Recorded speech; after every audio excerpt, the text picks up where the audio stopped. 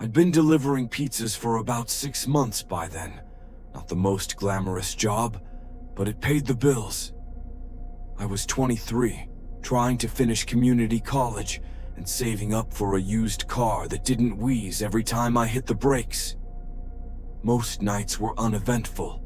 Just me, the road, the dull voice of a podcast host keeping me company between deliveries. But that night wasn't like the others. And I still don't know what I encountered. But it wasn't normal. Not even close. It was early October, just past midnight. My last delivery of the night was a cold, late order to a quiet residential neighborhood in Sacramento. One of those areas where street lamps are spaced too far apart and every driveway looks exactly the same. I dropped the pizza off, smiled at the guy who barely muttered thanks, and got back into my beat-up Toyota Corolla. All I could think about was sleep. To avoid traffic and drunk drivers, I decided to take the back roads home. I'd done it plenty of times. Quiet 2-lane roads cutting through orchards, old farmland, and abandoned lots. It shaved a few minutes off the drive and gave me a rare kind of peace. About 10 minutes in, I noticed headlights behind me. At first, I didn't think much of it. The road was empty otherwise. No cars going the opposite direction, no pedestrians. Just me, and now, them. The vehicle was following closely. Too closely. I tapped my brakes gently, a polite back off signal. But they didn't. In fact, the car moved closer. So close I could barely see the road for the glare in my rearview mirror. "All right, buddy," I muttered. "Go around." I shifted into the right lane, but the other car didn't pass.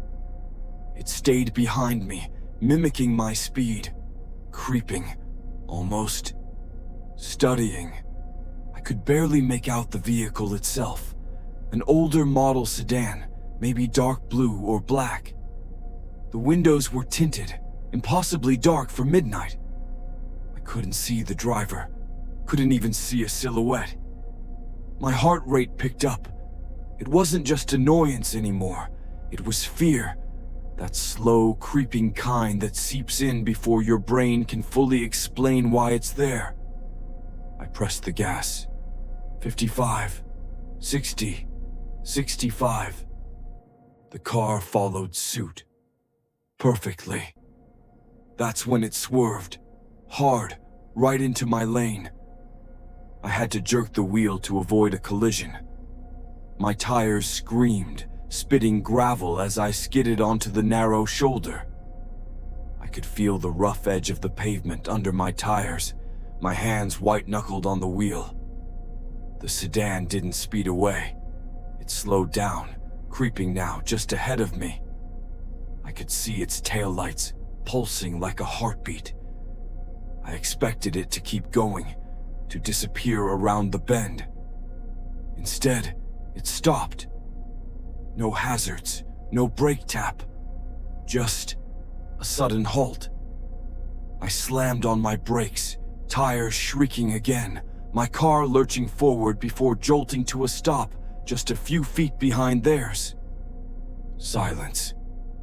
And then, the door cracked open. Just an inch. That was all I needed. I didn't wait. I shifted into reverse, gunned it backward, nearly swerving into a ditch before yanking the wheel and swerving onto the opposite lane. I floored it, taking the next random turn off the road. The side road was worse. No lights, no signs, just blackness. But I didn't care. I wanted out. I drove blind, my tires skidding on loose gravel. My phone lit up on the passenger seat. No service.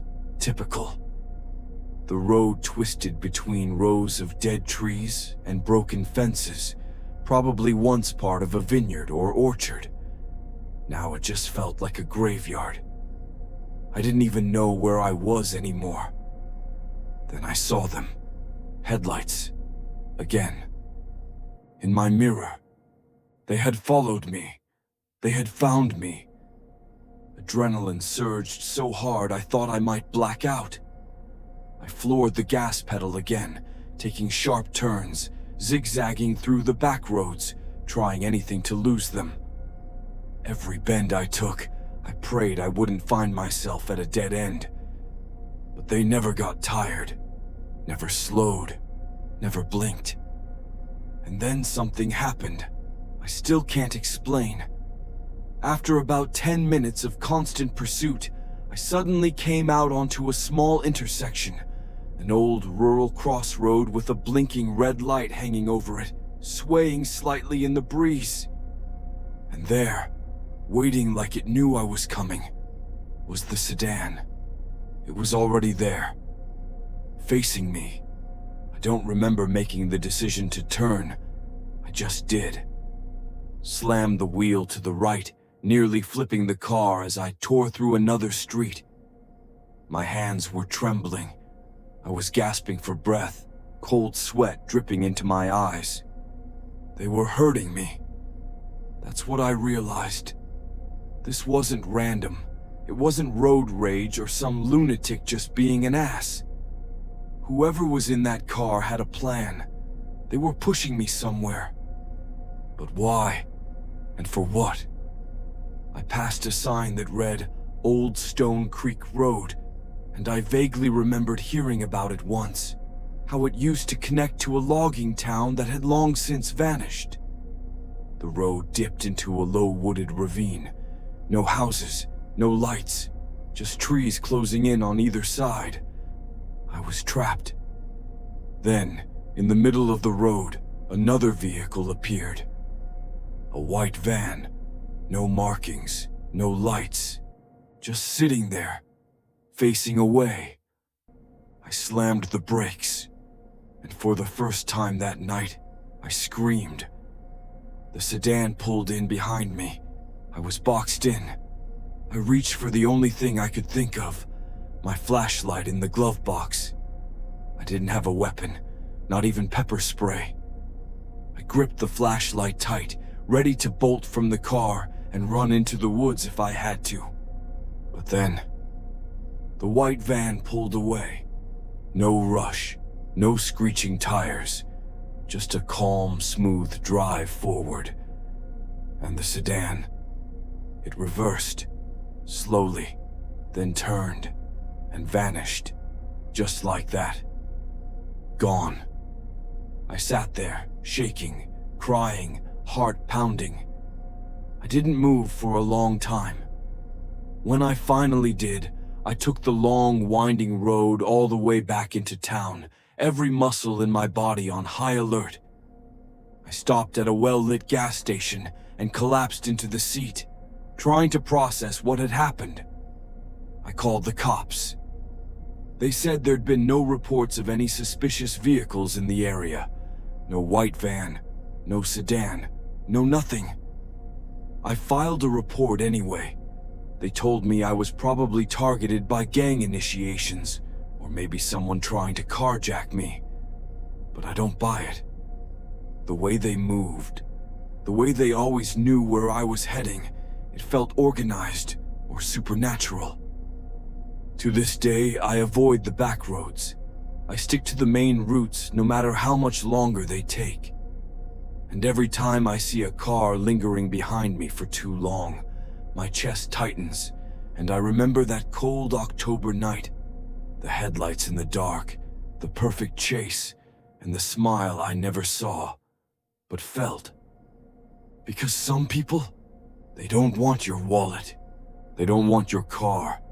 They just want to see what you'll do when you think you're going to die.